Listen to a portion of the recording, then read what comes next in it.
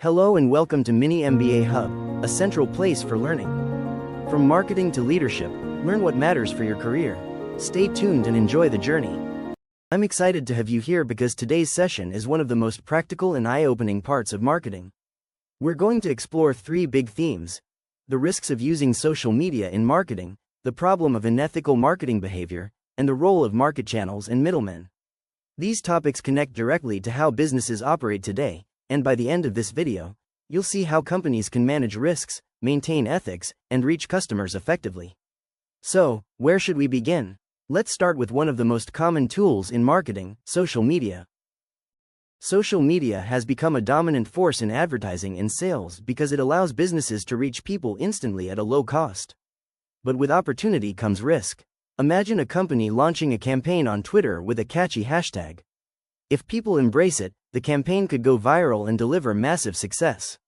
But if people criticize it or misinterpret it, the same campaign could quickly damage the company's reputation. Negative reviews can spread faster than positive ones, and in some cases, exaggerated or misleading claims could even lead to legal issues. Failed campaigns waste money, and poorly managed accounts risk losing sensitive customer data.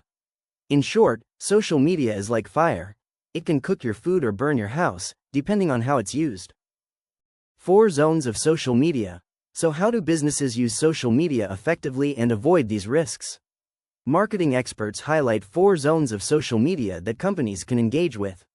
The first is the social community zone, where businesses build relationships through platforms like Facebook groups, LinkedIn networks, and Twitter communities. The second is publishing, where businesses share knowledge through blogs, articles, and reviews to establish credibility. The third is entertainment, which includes platforms like TikTok and Instagram Reels, where fun and creative content drives engagement.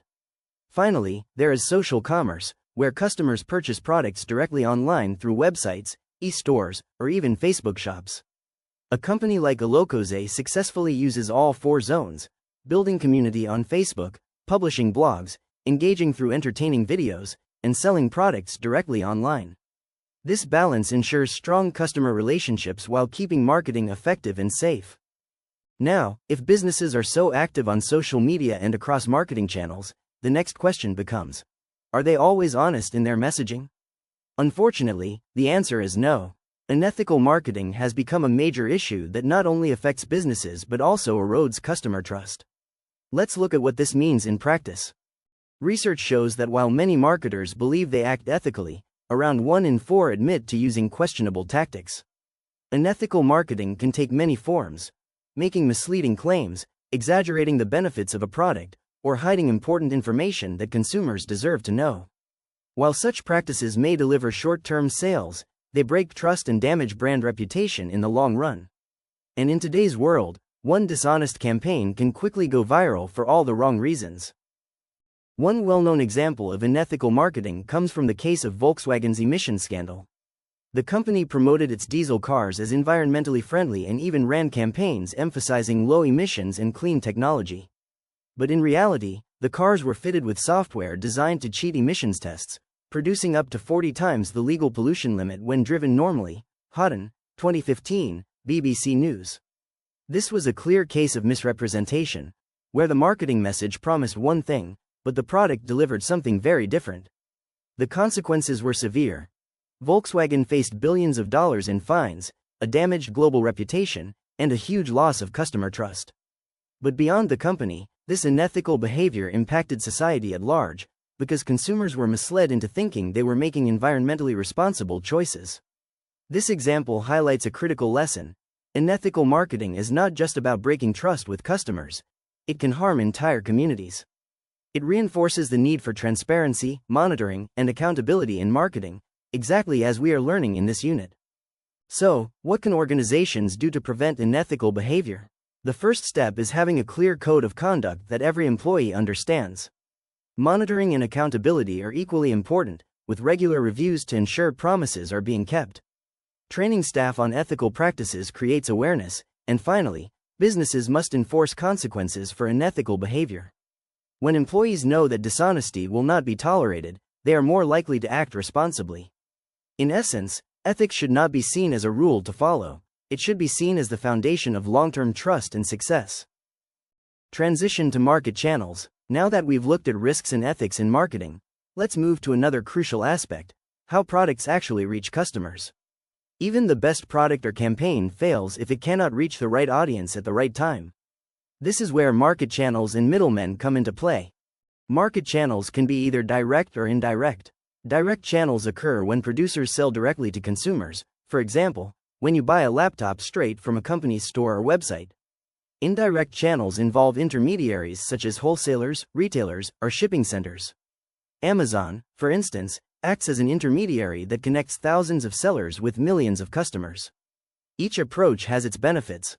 Direct channels give businesses more control and closer relationships with customers, while indirect channels expand reach and convenience by using established networks. Middlemen, though sometimes criticized, add tremendous value to the market. They don't produce goods themselves but act as bridges between producers and consumers. They provide information about competitors, manage logistics, and make the buying and selling process smoother. Middlemen can be merchants, who buy and resell products, or agents, who simply facilitate negotiations. Without them, many markets would slow down or even stop functioning, because individual customers cannot easily reach every producer directly. Think about how difficult it would be to source groceries, clothing, and electronics directly from factories. You need middlemen to simplify the process. Even in my own purchasing habits, I see this balance. When I bought my workstation laptop, I preferred direct purchasing from a seller to avoid risks with middlemen.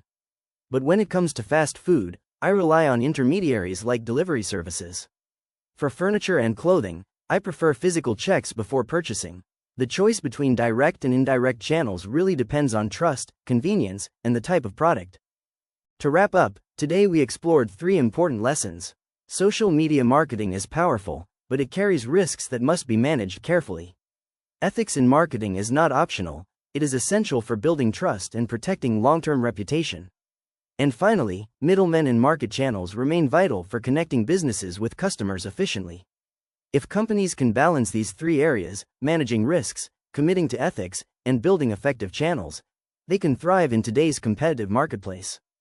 Thanks for watching and being part of the Mini MBA Hub. If you found this video helpful, don't forget to like, subscribe, and share it with your friends or classmates. We've got more valuable content coming your way, covering leadership, management, business strategies, and operational insights to support your learning journey. Got a question or something to add? Drop it in the comments, and don't forget to mention your name, location, and university.